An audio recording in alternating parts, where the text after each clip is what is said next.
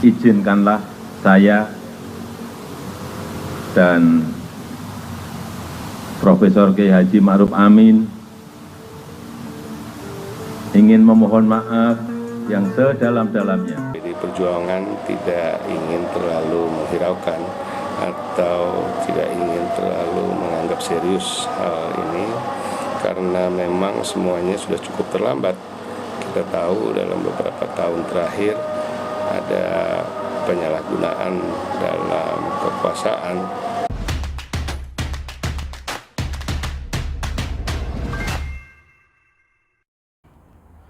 Presiden Joko Widodo atau Jokowi baru-baru ini menyampaikan sesuatu yang mengejutkan publik.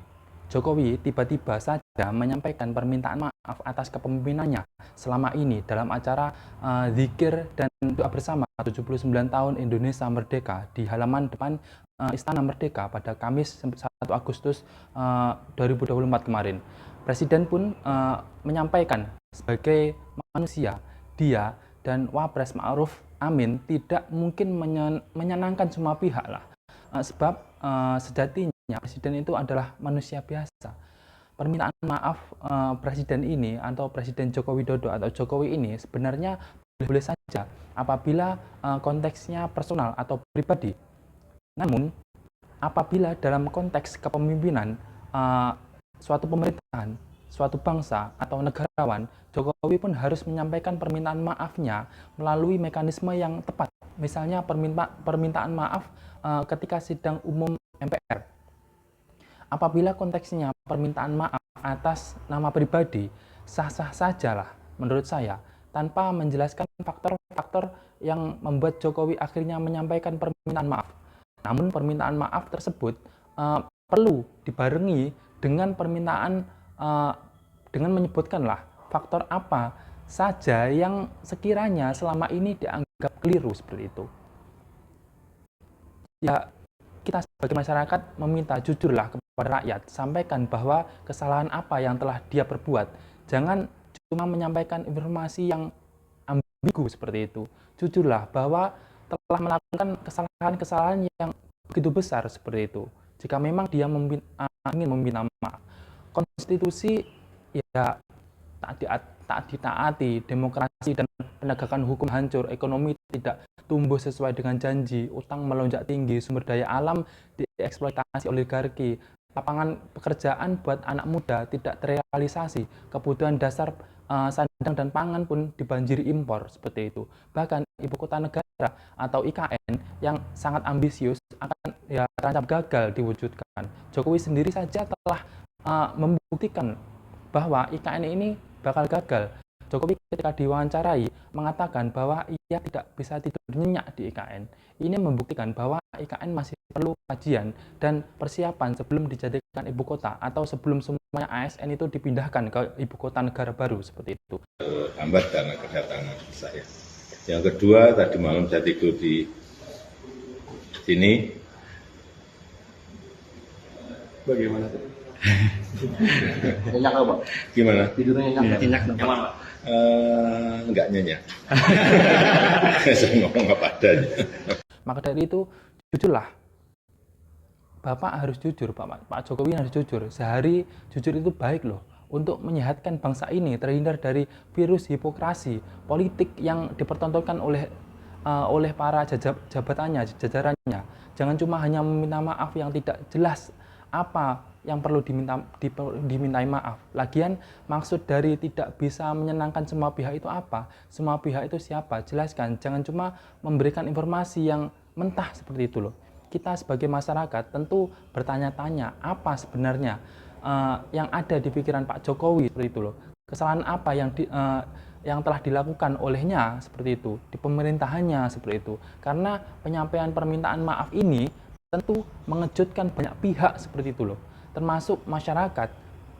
Setelah apa yang dilakukan oleh pemerintahan Pak Jokowi di akhir pemerintahannya, masyarakat tentu bertanya-tanya di luar sana, termasuk saya ya. Tapi apapun itu, terima kasih Pak Jokowi. Pro dan kontra akan selalu ada lah. Bapak memang tidak bisa menyenangkan semua pihak, tapi paling tidak pihak keluarga sudah senang seperti itu. Dan keluarga semua terjamin jabatannya seperti itu. Ya kita sebagai masyarakat ya, kita sebagai orang awam, masyarakat kelas bawah, masyarakat yang memiliki ekonomi yang di bawah standar, memiliki ekonomi menengah ke bawah, itu kan juga ingin ingin kejelasan lah, permintaan maaf ini alasannya seperti apa, alasannya itu apa, apakah ada kesalahan yang begitu besar seperti itu, yang telah saya sampaikan di awal tadi ya.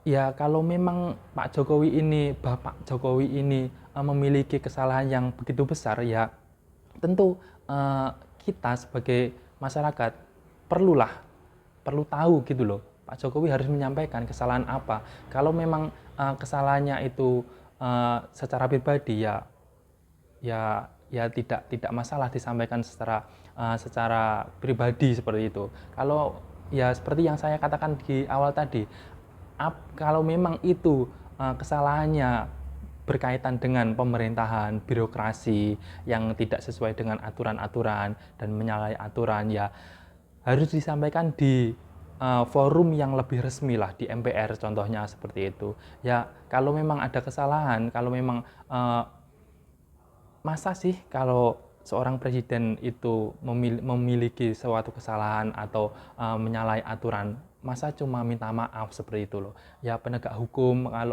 ataupun polisi-polisi itu ya menyelidiki lah, pejabat-pejabat yang memiliki integritas yang tinggi itu ya menyelidiki lah, jangan cuma diam saja. Kalau memang Pak Jokowi di pemerintahan Pak Jokowi ini memiliki banyak kesalahan, ya harus diselidiki gitu loh, ya harus diulik lagi apa kesalahannya, jangan cuma meminta maaf seperti itu loh.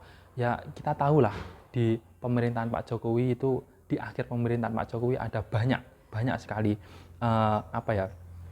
suatu kesalahan-kesalahan, suatu